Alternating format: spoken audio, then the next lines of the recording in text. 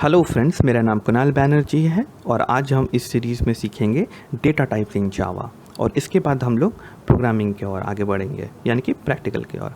So what is data types in Java? A type of data that we are going to supply in our program is called data type. इसका मतलब क्या हुआ? जब हम Java program बनाते हैं तो जाहिर सा बात है कि ये प्रोग्राम कुछ इनपुट लेगा, उसको प्रोसेस करेगा और कुछ आउटपुट देगा। तो ये जो इनपुट हम देने वाले हैं, इसमें ये इनपुट को हम लोग कहते हैं डेटा, जो वैल्यूज़ हम लोग इनपुट दे रहे हैं। अब बात है कि क्या किस तरह का वैल्यूज़ हम लोग इनपुट करेंगे। ये माइट भी कोई नंबर हो सकता है, कैरेक्टर हो सकता है, ग्रुप ऑफ कैरेक्टर्स हो सकता है, तो कुछ डेसिमल पॉइंट्स में कुछ हम वैल्यूज़ दे सकते हैं। तो ये जो टाइप ऑफ डेटा जो हम लोग इनपुट कर रहे हैं या जावा प्रोग्राम को दे रहे हैं, इससे हम कहते हैं टाइप्स। ये दोनों को मिला के बनता है डेटा टाइप्स। अगर आपसे कोई क्वेश्चन पूछे कि how many data types are available in Java, तो हम कहेंगे there are basically three data types that are available in Java. The first one is primitive data type, which is also known as basic data type or fundamental data type. The second one is derived data type or non-primitive data type, and the third one is user defined data type. So what is primitive data type? This data types are being already defined by the developer of Java, यानी कि जावा को develop करते वक्त, बनाते वक्त जो Java program को बनाया है, उन्होंने पहले से ही ये 8 डेटा टाइप्स को प्रीडिफाइन करके रखा है, क्योंकि ये हमारे डे टू डे लाइफ में बहुत ज़्यादा यूज़ होता है। ये सारा चीज़ को हम लोग प्रैक्टिकल में कवर अप करेंगे कि ये डेटा टाइप को कब और कैसे यूज़ करना है। सेकंड आते हैं डिराइव डेटा टाइप के बारे में। नाम से ही पता चल रहा कि ये डिराइव हो के आया है, यानी कि किसी और डेटा टाइप से बन के आया है। तो ये और कहीं से बन के नहीं आया है, ये प्रिमिटिव डेटा टाइप से होके बनता है।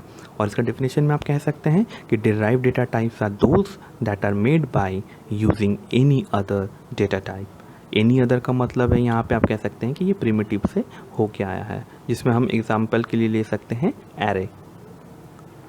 उसके बाद हम आते हैं यूज़र डिफाइंड डेटा टाइप। इसका डेफिनेशन क्या है? User defined data types are those which are developed by programmers by making use of appropriate features of the language.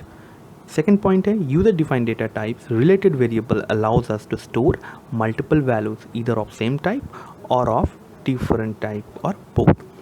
देखिए, प्रिमिटिव में क्या होता है, हम सेम टाइप का वैल्यू को ही रख सकते हैं, यानी कि एक वेरिएबल पे एक ही वैल्यू। और सेकंड, अगर हम बात करते हैं डिराइव डेटा टाइप के बारे में, तो उसमें क्या होता है, मल्टीपल वैल्यू तो हम स्टोर कर सकते हैं लेकिन सेम टाइप। लेकिन यूज़र डिफाइंड डेटा टाइप जो है, ये सारा को पछाड़ते हुए इसमें ये नया चीज़ को एक्यूमुलेट कर लिया है कि ये मल्टीपल वैल्यूज़ को भी स्टोर कर सकता है और ये डिफरेंट टाइप का डेटा टाइप को भी स्टोर कर सकता है एट ए टाइम, या सेम टाइप का भी। तो इसके पास बेनिफिट है, इसलिए यूज़र डिफाइंड डेटा टाइप का भी हम लोग यूज़ कर सकते हैं जब हमें अलग अलग डेटास को एक ही वेरिएबल पे स्टोर करना होता है तब।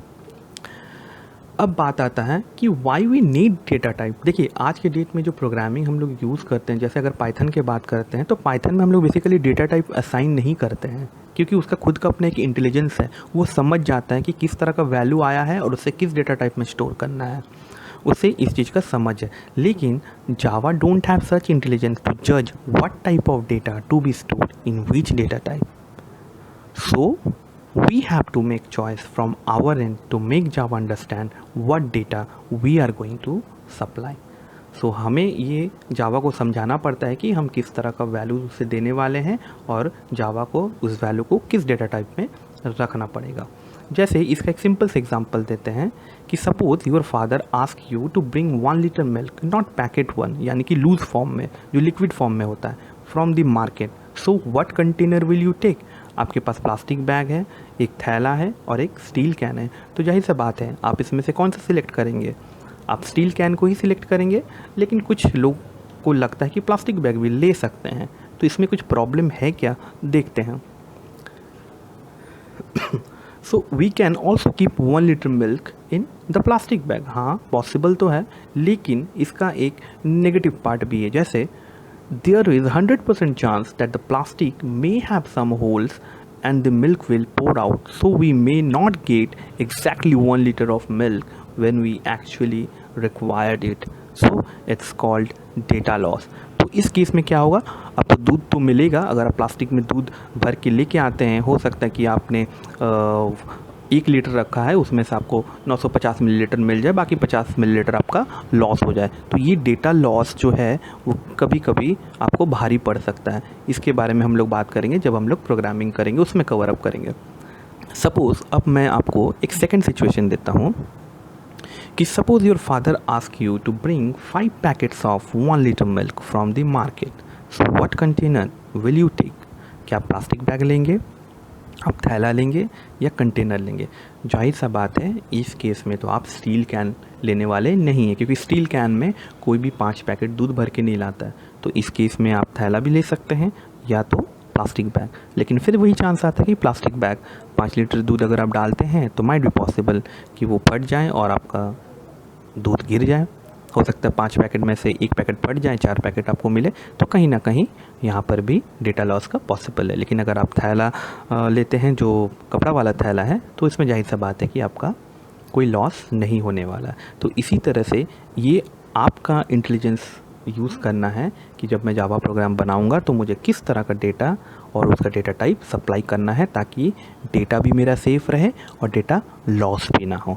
चलिए इसके बाद हम लोग बात करेंगे ब्लूजे के बारे में कि ब्लूजे को किस तरह से इंस्टॉल किया जाता है और किस तरह से हम लोग प्रोग्राम को एग्जीक्यूट करेंगे।